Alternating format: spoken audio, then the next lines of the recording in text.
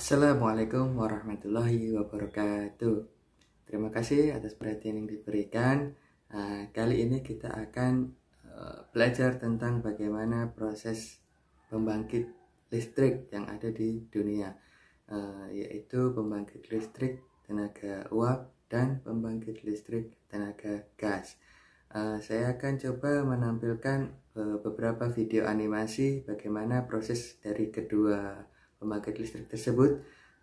Saya mohon maaf jika ada video yang memiliki hak cipta.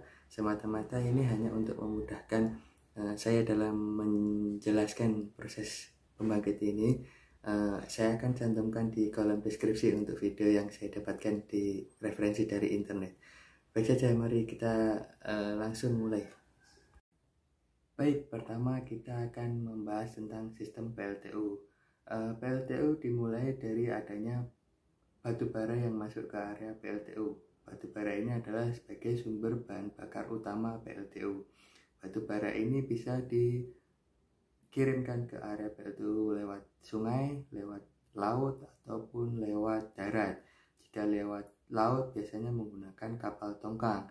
Nah, kemudian dari kapal tongkang ini akan diangkut ke area PLTU dengan menggunakan ship unloader, di mana ship unloader ini akan mengangkat batu bara dari kapal tongkang. Kemudian dari ship unloader ini akan dipindahkan ke suatu tempat yang dinamakan belt conveyor. Dari belt conveyor ini akan berjalan menuju ke area coal yard, di mana coal yard ini adalah tempat penyimpanan sementara batu bara untuk stok operasi PLTU. Nah, di area coal yard ini biasanya terbagi menjadi dua area. Yang pertama adalah coal sheet dan dry coal sheet. Di coal sheet ini adalah batu bara yang masih basah, yang barusan datang. Kemudian dia dijemur di bawah sinar matahari, tujuannya agar mendapatkan batu bara yang lebih kering, sehingga memudahkan dalam proses pembakaran di boiler. Nanti setelah mendapatkan batu bara yang kering, maka dia akan digeser ke dry coal sheet. Di dry coal sheet ini biasanya memiliki atap atau shelter yang besar. Dia akan melindungi dari air hujan, sehingga batu bara yang di dry coal sheet ini sudah siap untuk ditransportasikan ke boiler untuk dilakukan pembakaran. Sampai di sini biasanya kita sebut coal handling system. Baik, setelah kita bicara tentang coal handling system, maka batu bara yang berada di coal yard atau di dry coal sheet tadi siap untuk ditransportasikan menuju ke boiler. Proses transportasi ini sama menggunakan belt conveyor. Namun sebelum masuk ke boiler, batu bara yang datang masih berupa bongkahan-bongkahan, sehingga perlu dihancurkan dahulu. Lalu untuk menghancurkan batu bara ini ada beberapa tipe boiler yang digunakan, sehingga batu bara ini dihancurkan sesuai dengan spesifikasinya. Contoh misalnya untuk boiler pulverizer, maka batu bara yang dihancurkan harus benar-benar halus sampai hingga seperti mirip debu, karena memang tipikal boiler pulverizer memerlukan batu bara yang seperti debu. Lalu kemudian ada lagi tipe boiler CFB atau circulating fluid bed. Itu tidak memerlukan batu bara seperti debu, namun batu baranya agak seperti batu-batu kerikil-kerikil kecil. Lalu ada juga tipe boiler lama, yaitu boiler stoker, memiliki spesifikasi batu bara yang agak besar juga.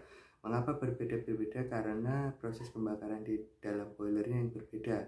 Jika di dalam pulverizer dia menggunakan sistem batu bara yang seperti debu dihembuskan ke dalam boiler, lalu kemudian dicampur dengan udara oksigen, lalu dinyalakan, dipatik dengan semacam ignition seperti pemantik api di korek api kita. Nah, kalau untuk yang di CFB atau circulating fluid bed, dia menggunakan seperti bantalan, di mana bantalan ini akan menampung batu bara di atasnya, lalu kemudian kita nyalakan. Kalau untuk tipe stoker, dia menggunakan chain grade atau semacam roda tank, mirip roda tank. Dia akan berjalan pelan, kemudian saat batu bara berada di atas, di bawah konstruksi pipa boiler, maka dia akan dinyalakan sehingga menghasilkan panas kebakar. Kemudian setelah kebakar dia akan kembali turun dan jatuh ke bawah. Nah, dengan tipikal boiler yang berbeda-beda ini, maka ukuran batu bara yang dimasukkan akan berbeda pula. Lalu kemudian mengapa kita memerlukan proses pembakaran di boiler ini? Karena diperlukan sumber panas untuk memanaskan air sehingga air berubah menjadi uap, di mana konstruksi boiler ini adalah pipa-pipa yang sudah berisi air, kemudian pipa ini akan memanas karena adanya pembakaran di dalam boiler.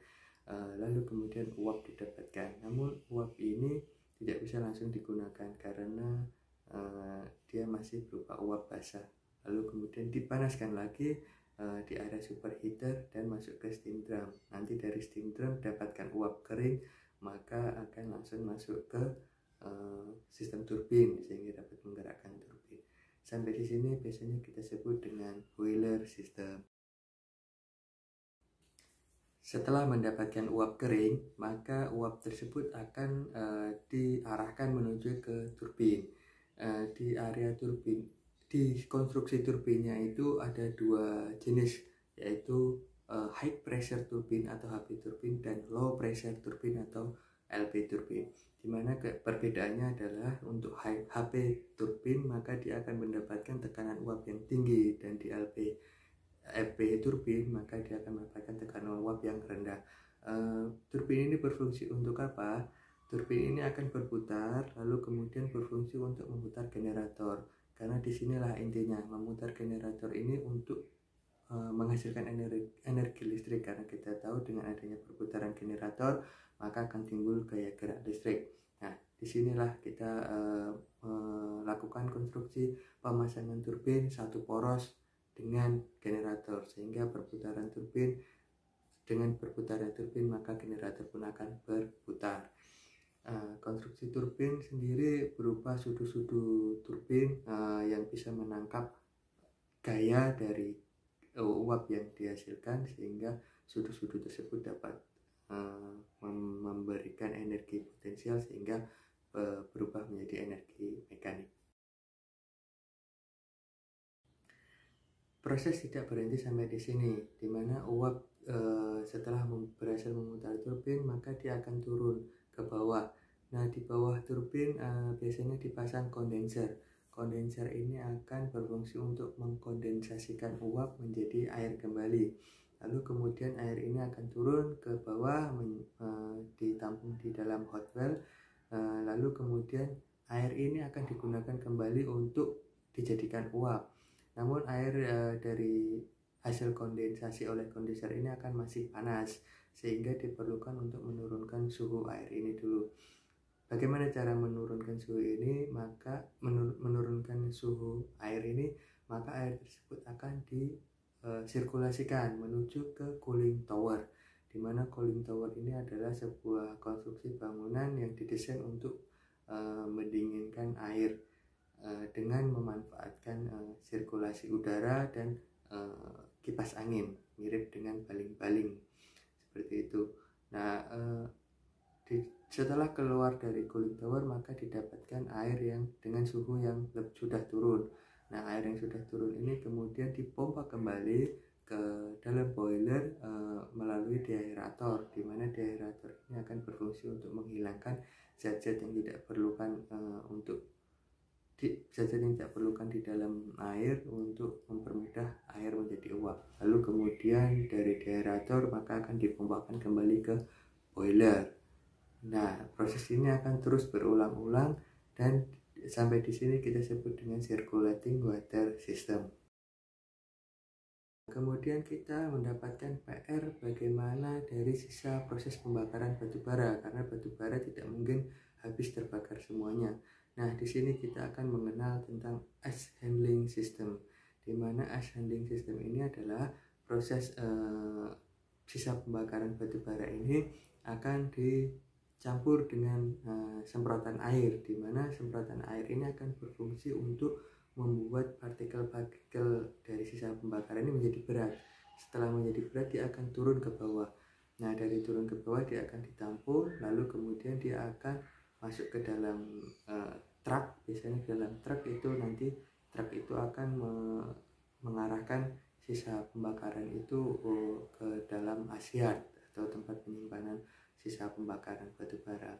Lalu yang kedua adalah flue gas system, di mana ini berupa asap. Biasanya kalau kita membuat bakar-bakar pembakaran itu akan keluar asap.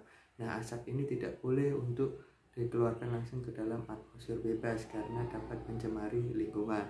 Maka di situ ada industrial fan, di mana dia akan menyedot asap keluar sisa pembakaran batu bara, lalu kemudian diarahkan ke arah ESP atau Electric Static Precipitator, di mana ESP ini akan berfungsi untuk menarik partikel-partikel berbahaya sebelum asap ini dikeluarkan melalui cerobong asap atau stack atau chimney di dalam PLTU, sehingga udara atmosfer tidak tercemari oleh sisa pembakaran di dalam boiler. Lalu kembali lagi ke sistem generator tadi. Setelah generator menghasilkan listrik, di sini sistem kelistrikan di Indonesia berbeda-beda ya. Kalau untuk di sistem pembangkit Jawa Bali, kita sudah mengenal sistem 500 kV. Jadi di mana generator ini biasanya menghasilkan rata-rata 23 kV, lalu kemudian akan di step up atau dinaikkan tegangannya menggunakan trafo step up dari 23 menjadi 500 kV. Namun beberapa wilayah di Indonesia yang masih menerapkan sistem 20 kV, biasanya generator keluarannya 11 kV. Dari 11 kV ini kemudian di step up menjadi trafo 20 dengan menggunakan trafo step up 20 kV. Lalu di 20 kV ini akan masuk ke dalam penyulang dan penyulang ini langsung ke pelanggan. Jadi demikian proses dari PLTU. Semoga bermanfaat. Lalu kemudian kita akan lanjut ke proses pembangkit listrik tenaga gas atau PLTG. Sistem di PLTG atau pembangkit listrik tenaga gas adalah prinsipnya memutar turbin lagi yang dipasang satu poros dengan generator. Namun perbedaannya adalah turbin yang diputar ini adalah turbin gas dengan memanfaatkan gas. Untuk memudahkan kita bagaimana cara memutar turbin ini adalah kita membayangkan sebuah roket, di mana roket ini memiliki gas yang akan keluar untuk mendorong dia ke atas. Nah, gaya dorong inilah yang digunakan untuk memutar turbin. Kita harus menciptakan sebuah energi gas dengan kekuatan tekanan yang tinggi dan panas sehingga dapat memutar turbin. Bagaimana cara menciptakan gas ini? Yaitu pertama-tama kita mengkompresi udara dari luar. Sebelumnya udara ini masuk melalui air intake, kemudian disaring dari hewan-hewan ataupun partikel-partikel yang berbahaya sehingga sudah memasuk filter. Kemudian udara ini setelah difilter dikompresi ini tujuannya untuk menaikkan tekanan. Lalu kemudian udara masuk di dalamnya sudah karena tekanan naik maka dia akan bersuhu tinggi lalu menyebabkan panas, lalu dia akan masuk ke proses pembakaran, jadi combustion chamber. Di dalam combustion chamber ini akan dimasukkan atau diinjeksi oleh fuel atau BBM liquid. BBM liquid ini berfungsi sebagai bahan bakar. Lalu kemudian kita mengenal tiga segitiga api, yaitu adanya udara, adanya panas, dan adanya bahan bakar. Lalu terciptalah gas dengan tekanan yang tinggi sehingga gas ini dapat memutar untuk turbin, di mana turbin ini akan dipasang satu poros dengan generator, kemudian berputar dan menghasilkan energi listrik. Kemudian di PLTGI ini efisiensinya masih sangat rendah karena gas yang dihasilkan dari proses pembakaran setelah digunakan untuk memutar turbin sebenarnya dia memiliki energi untuk menghasilkan energi lain. Contohnya adalah untuk memanaskan air menjadi uap air, sehingga kebanyakan PLTG ini dikombinasikan dengan sistem PLTGU atau kita kenal dengan pembangkit listrik tenaga gas uap, di mana kombinasi dari keduanya yaitu sisa gas yang digunakan untuk memutar turbin masih kita bisa manfaatkan untuk menghasilkan uap, kemudian uap ini digunakan untuk memutar turbin kembali sehingga menaikkan efisiensinya. Demikian penjelasan atau belajar kita hari ini tentang pembangkit listrik tenaga uap dan pembangkit listrik tenaga gas. Semoga bermanfaat dan semoga dapat menambah wawasan saya pribadi dan wawasan kita bersama. Sekian, terima kasih atas perhatian yang diberikan. Assalamualaikum warahmatullahi wabarakatuh.